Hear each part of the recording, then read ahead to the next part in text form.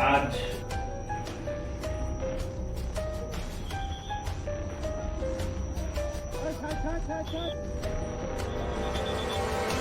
আজ 15 ডিসেম্বর 2025 তারিখে গোপন তথ্যের ভিত্তিতে উত্তর জেলা, ঊনকোটি জেলা এবং ধলাই জেলায় 3টি বিশেষ অভিযান পরিচালনা করা হয়েছে।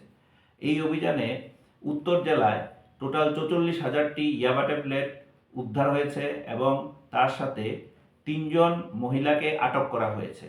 উদ্ধারকৃত ইয়াবা ট্যাবলেটের বাজার মূল্য 2,50,00,000 টাকা। এ বিষয়ে ধর্মনগর থানায় এনডিপিএস অ্যাক্টে কেস রেজিস্টার হয়েছে। দ্বিতীয় অভিযানটি ঊনকোটি জেলায় হয়েছে এবং এই অভিযানে 26,000টি ইয়াবা ট্যাবলেট উদ্ধার হয়েছে এবং এই উদ্ধারকৃত ইয়াবা ট্যাবলেটের বাজার মূল্য আনুমানিক 1,50,00,000 টাকা এবং তার সাথে এই বিষয়ে 1 জন মহিলাকে আটক করা হয়েছে। তৃতীয় অভিযানটি ধলাই জেলায় হয়েছে এবং এই অভিযানে বিপুল পরিমাণে হিরোইন এবং ইয়াবা ট্যাবলেট উদ্ধার হয়েছে।